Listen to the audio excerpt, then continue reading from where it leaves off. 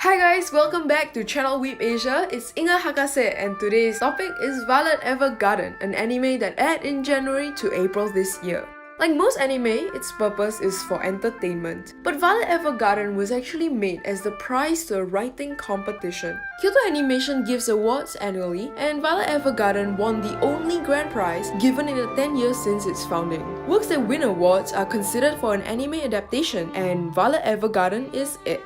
This TV series is classified as fantasy, though a more specific subgenre for it would be steampunk. The coming of age and dramatic elements stems from the main character and her emotional struggles to understand herself and the world around her. This spans 13 episodes, with about 23 minutes to each episode. Because this show was made in Japan, it follows the national standard of NTSC 1080 24p format. And that's also why this video is in 24p. Target audience of Violet Evergarden are youths at the age of 16 to 25 who understand Japanese or English. It's unusual for anime to target English language speakers, but Violet Evergarden was released globally on Netflix at the same time as its premiere on Japanese TV, with English dubbing and subtitles. So generally, its target audience is also quite comfortable with watching shows online. When the original creators won the grand prize, one of the judges was actually the future director of the series, Ishidate Taichi. His training and background is in live action before he moved to animation, which influenced his style as we'll see later. 8 episode directors are in charge of storyboarding and creative direction of different episodes.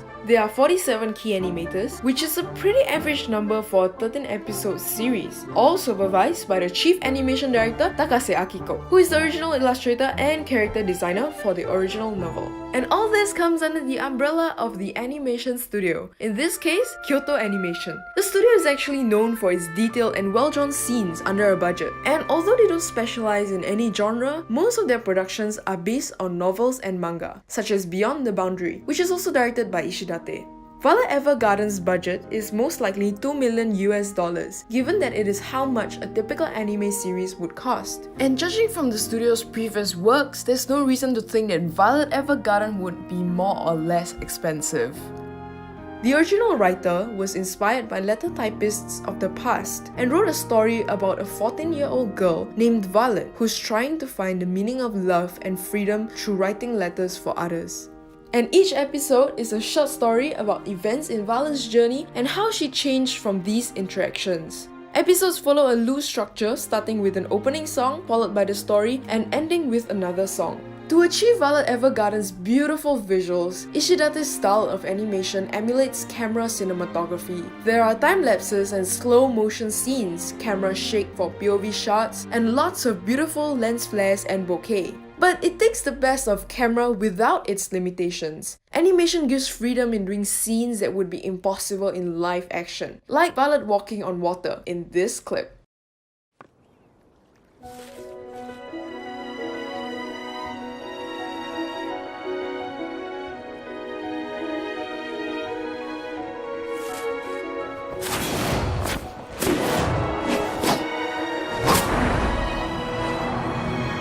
いいなあ。私もこの湖を渡ってみたい。あの落ち葉の上なら歩けるかな。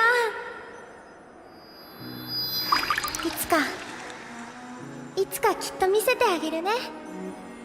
お父さん。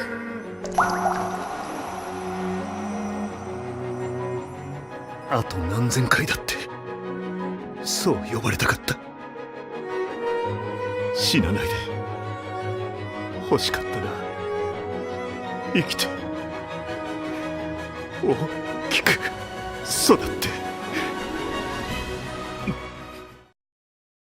Hope you enjoyed watching that. Violet Evergarden is so visually rich, and we're going to dissect it, starting with the shot sizes. In the span of a few seconds, we are shown 4 different sizes to emphasize the amazingness of Violet's jump.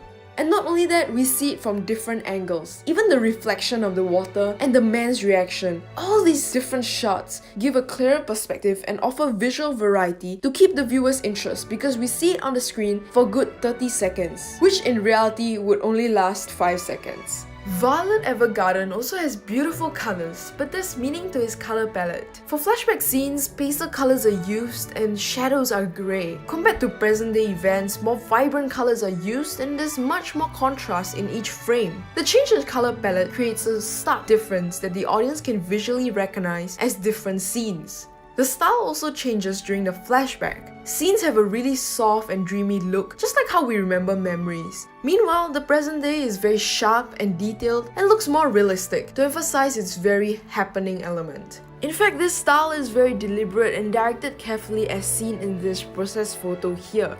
It just goes to show how much thought is invested in the style of each shot. In terms of sound, the beautiful background music comes in as Violet prepares to jump and reaches a climax when Violet is in the air and the man has a flashback. In this case, the music is representative of a physical and emotional crescendo in the characters. For narration, we hear the little girl's voice before she appears on screen. Ambient sound disappears and there's a reverb to her voice. This signals that someone other than Violet is speaking and eases the viewers into the flashback sequence. Sound effects is also cleverly used during the slow motion part. The sounds of bells jingling and water dripping is synced to Violet's steps and creates the atmosphere of a moment suspended in time, which makes it as visually stunning as it is moving.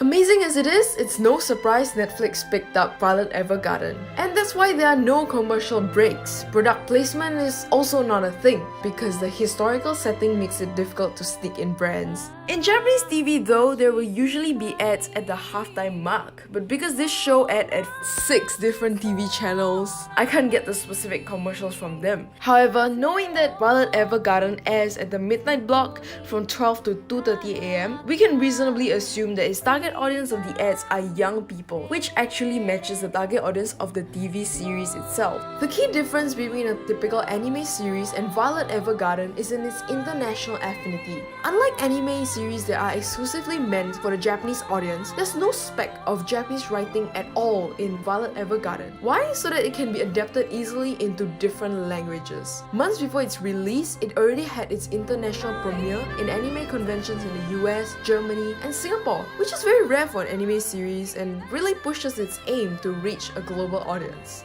Although there are many anime licensed internationally by streaming services, Violet Evergarden was picked up 6 months before it even aired. We may see more international collaborations and more Japanese titles in Western streaming services, especially as Netflix just announced partnership with 2 other animation studios in Japan. And that's it for today, guys. Thanks for watching. Don't forget to subscribe if you like this video and hit the notification button. Sayonara!